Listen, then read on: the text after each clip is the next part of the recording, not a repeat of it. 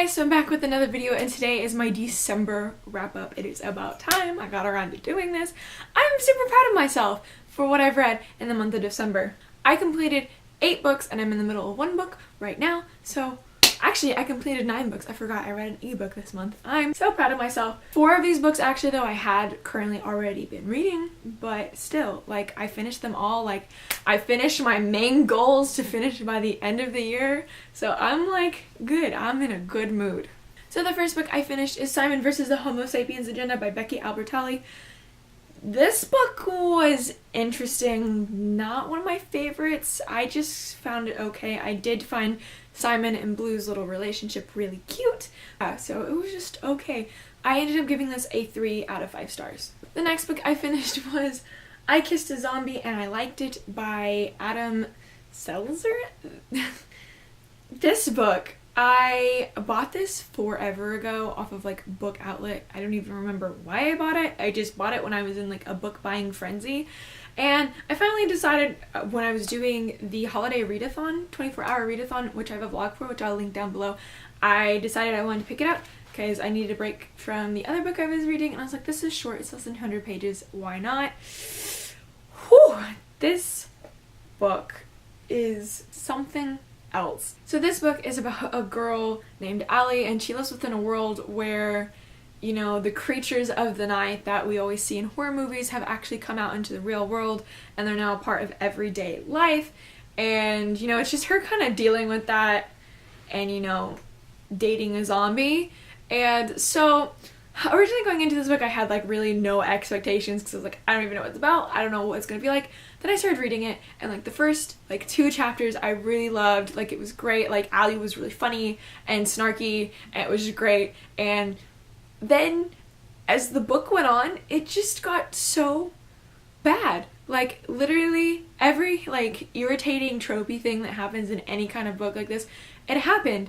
And I was just like really put off, and I didn't want to finish it, but I was like already like halfway through, and I was like, well, might as well just to say I did finish it. And then after I finished this, I went on to Goodreads to write my review, and I was reading some other people's reviews, and a lot of people had the same opinion that I did, but then there were some other people that thought it was really funny because it's supposed to be a spoof on those types of books. And I can see where people saw that, but at the same time I don't think it was done well enough that I got the humor in it. Like, it just made me like roll my eyes, and I was like, this is so awful. It is probably one of the worst books I've read this year. And so I ended up giving this 1 out of 5 stars. And next, I had already previously started this, and so I finished it, and this, you know, put me in a better mood after this monstrosity. And that is Clockwork Princess by Cassandra Clare. This is book 2 in the Infernal Devices series. Really don't feel like I need to explain this because everybody has freaking read the Infernal Devices. Shadowhunters, 1800 London. It's great. Read it. This was really good. I really loved it. I loved getting to explore more of Tessa's relationship with Jem and just all the characters and everything going down. This book just had me in the feels the entire freaking time. And if you want to hear more of my thoughts on this one, I also have a book talk up on this one, and you can go check it out if you like and you want to hear all of my feels about this book. I have obviously gave this a 5 out of 5 stars. The next book I finished was Game of Thrones by George R.R. Martin. God, that's a mouthful. This book I have been reading since like March of this year. Like, I started this book before I came home from Spain in June, and I have been reading it slowly but surely throughout the year. And my main goal, like the one thing I really wanted to finish before the end of the year, was to at least finish this goddamn mammoth of a book. And I did it. It took me like 5 to 6 months, but I did it. One thing I will give props about is there are so many badass women in this fantasy world. It is great. Like, it's a fantasy, but like not so much as super magical, at least not to the point where I'm at. But I really enjoyed it. It did take me forever, and I do want to tell people, like, if you're gonna read this, This book is very dense, and it took me a while to get through just because there are so many different characters we see through, and there's just so much going on within different parts of this world that you keep jumping around. So be prepared to like take breaks and read other books while you're reading this, because that's what I had to do in order to get myself to get through this. Like, I could not sit through this all in one sitting. But I really liked it. I ended up giving it a 4.5 out of 5 stars. The next book I picked up is Second Star by Alyssa B. Shinmel.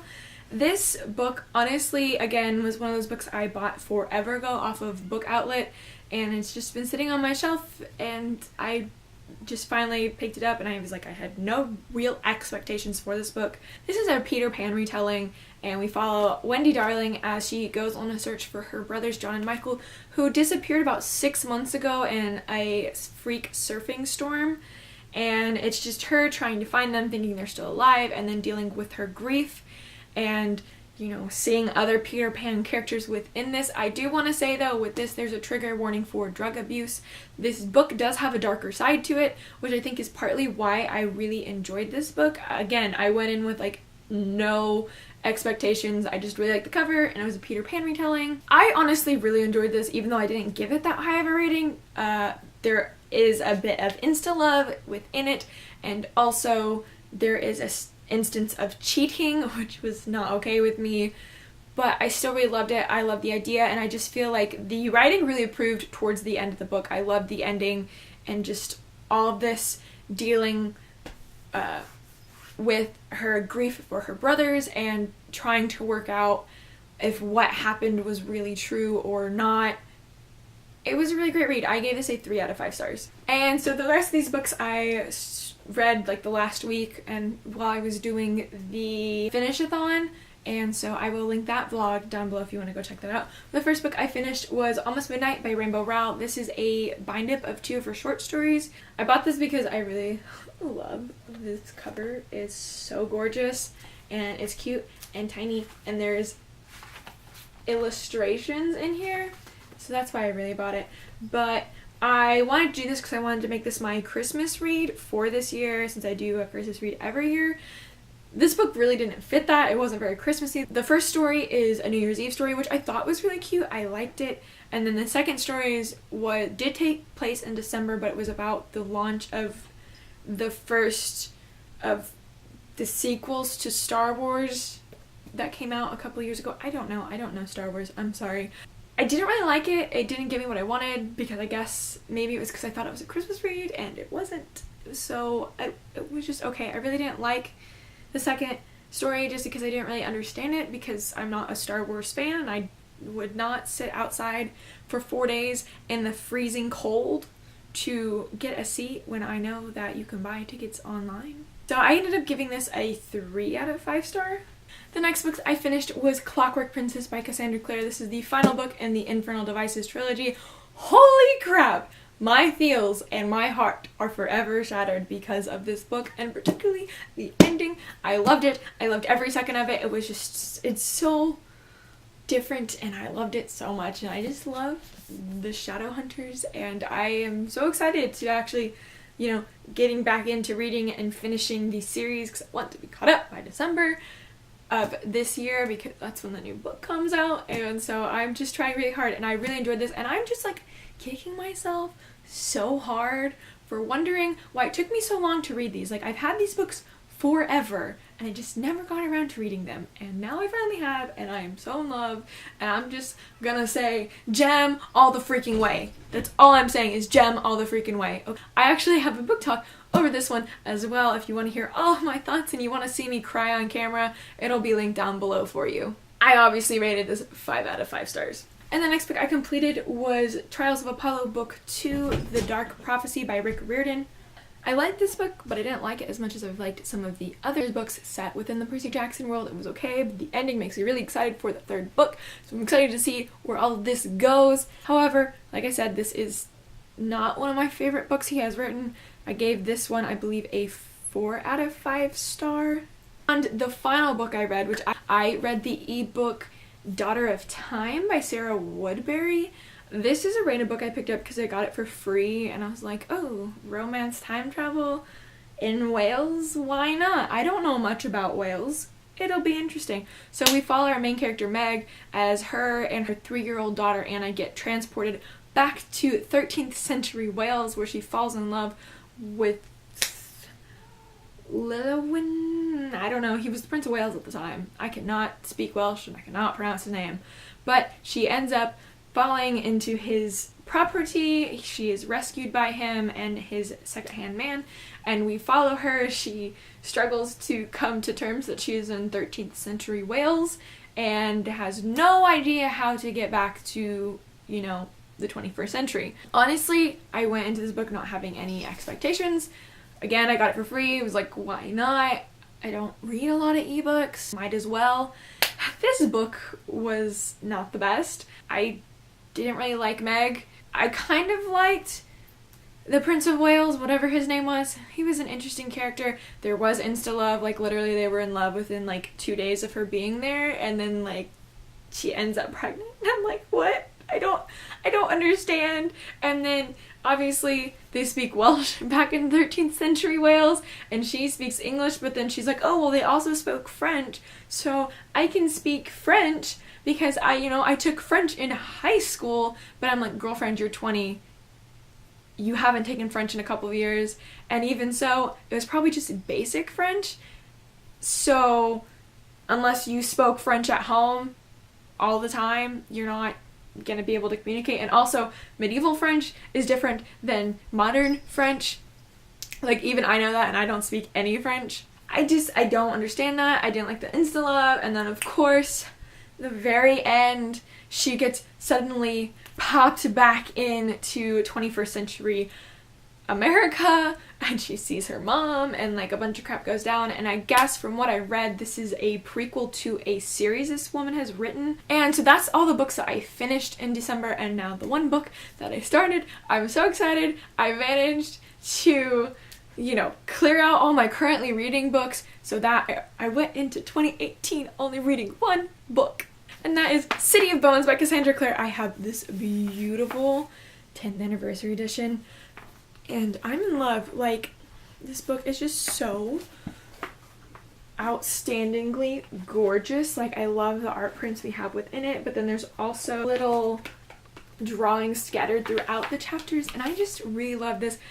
I'm hoping they do this for all of the books, because I would love to have a nice matching set of these. Like, this is just so gorgeous, and it's like nice quality, and I could totally go with having all of my books like this. I would love it so much. Again, I've mentioned it before for my reading goals. I'm rereading the Shadowhunter books so that way I can actually get caught up, because I think I'm still currently 5 books behind, and there's a new book coming out in December that I want to be caught up before it comes out.